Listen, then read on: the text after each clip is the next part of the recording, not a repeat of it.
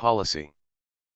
Fiscal policy is the means by which a government adjusts its spending levels and tax rates to monitor and influence a nation's economy. It is the sister strategy to monetary policy through which a central bank influences a nation's money supply. These two policies are used in various combinations to direct a country's economic goals. Here's a look at how fiscal policy works, how it must be monitored, and how its implementation may affect different people in an economy. Before the Great Depression, which lasted from October 29, 1929, to the onset of America's entry into World War II, the government's approach to the economy was laissez-faire. Following World War II, it was determined that the government had to take a proactive role in the economy to regulate unemployment, business cycles, inflation, and the cost of money. By using a mix of monetary and fiscal policies, depending on the political orientations and the philosophies of those in power at a particular time, one policy may dominate over another. Governments can control economic phenomena. Key takeaways. Fiscal policy is the means by which a government adjusts its spending levels and tax rates to monitor and influence a nation's economy. It is the sister strategy to monetary policy through which a central bank influences a nation's money supply. Using a mix of monetary and fiscal policies, governments can control economic phenomena. How fiscal policy works. Fiscal policy is based on the theories of British economist John Maynard Keynes. Also known as Keynesian economics, this theory basically states that governments can influence macroeconomic productivity levels by increasing or decreasing tax levels and public spending. This influence, in turn, curbs inflation, generally considered to be healthy when between 2% and 3%, increases employment, and maintains a healthy value of money. Fiscal policy plays a very important role in managing a country's economy. For example, in 2012 many worried that the fiscal cliff, a simultaneous increase in tax rates and cuts in government spending set to occur in January 2013, would send the U.S. economy back into recession. The U.S. Congress avoided this problem by passing the American Taxpayer Relief Act of 2012 on January 1, 2013.1. 2 o'clock Fiscal Policy. Balancing Act. The idea is to find a balance between tax rates and public spending. For example, stimulating a stagnant economy by increasing spending or lowering taxes, also known as expansionary fiscal policy, runs the risk of causing inflation to rise. This is because an increase in the amount of money in the economy, followed by an increase in consumer demand, can result in a decrease in the value of money, meaning that it would take more money to buy something that has not changed in value. Let's say that an economy has slowed down. Unemployment levels are up, consumer spending is down, and businesses are not making substantial profits.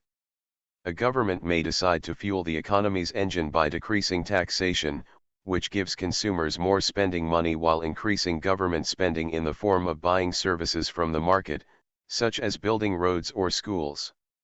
By paying for such services, the government creates jobs and wages that are in turn pumped into the economy. Pumping money into the economy by decreasing taxation and increasing government spending is also known as pump priming. In the meantime, overall unemployment levels will fall. With more money in the economy and less taxes to pay, consumer demand for goods and services increases. This, in turn, rekindles businesses and turns the cycle around from stagnant to active. If, however, there are no reins on this process, the increase in economic productivity can cross over a very fine line and lead to too much money in the market. This excess in supply decreases the value of money while pushing up prices, because of the increase in demand for consumer products. Hence, inflation exceeds the reasonable level.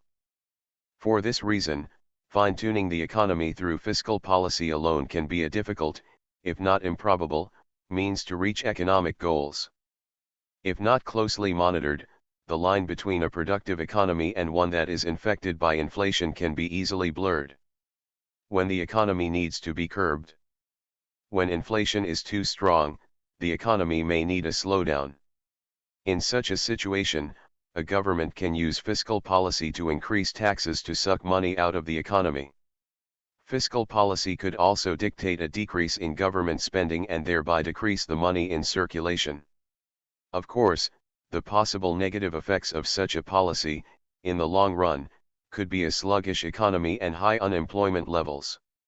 Nonetheless, the process continues as the government uses its fiscal policy to fine-tune spending and taxation levels, with the goal of evening out the business cycles.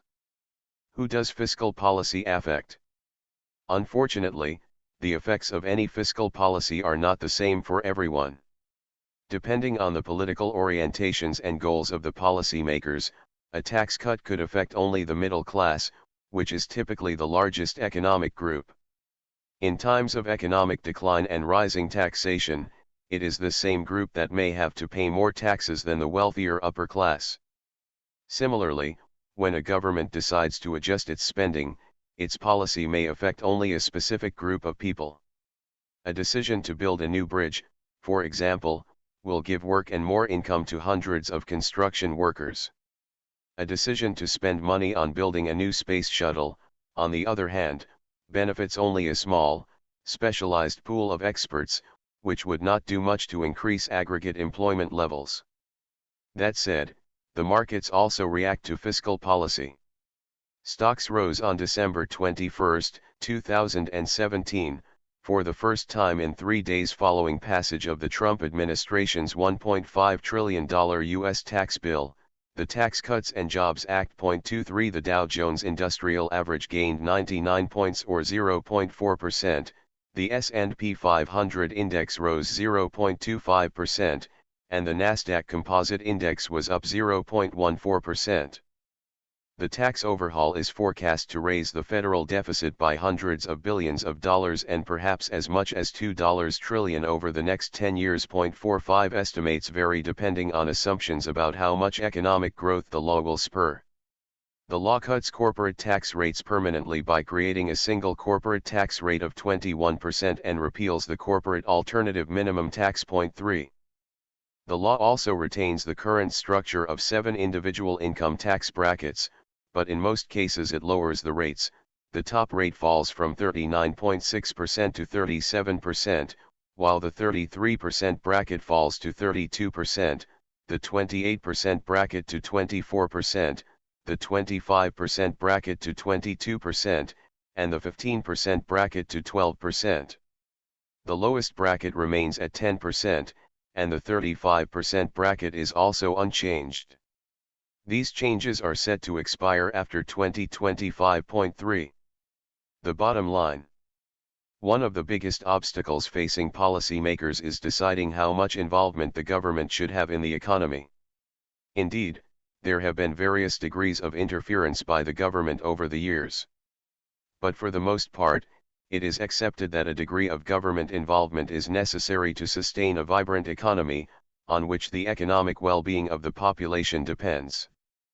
Sponsored VAR Advertiser ID equals 472-735-6949, VAR Line Item ID equals 586-772-6091, Switch, True, Case, Advertiser ID equals 462-778-7702.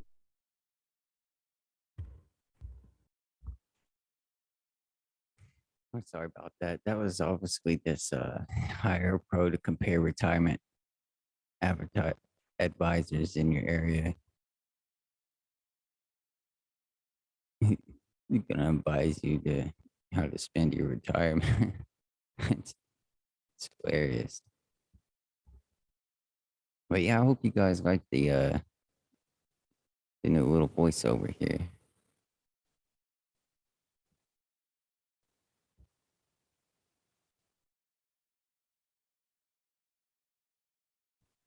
If you found that to be valuable information, I would appreciate the courtesy on giving the support back that I give to my viewers. It would really help out my new channel out a lot. This is actually my second year, so I can't say it's really new. I ain't reached the monetization goals yet. I'd like to get 10,000 subscribers so I can add my merch bar under my videos.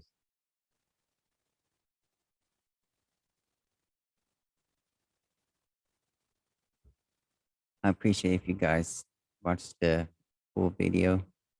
It really helps out my channel a lot. All the likes, comments help. Um, I know I said subscribing. Sharing the videos also help. You can click on a notification bell icon and click all to get notified of upcoming videos. That's optional though. I know some people kind of get annoyed every time they get a notification or something. So that's just optional. But I just figured that if someone was interested in studying financial literacy, that they would want to. But yeah, it's up to you. You can do it on your own time. If you share it to your Facebook, you'd probably be able to find me anytime you wanted to anyway. You're more than welcome to add me on Facebook. If you go to my channel and you go to my banner, you'll find it in the right side corner. It'd be the Facebook icon.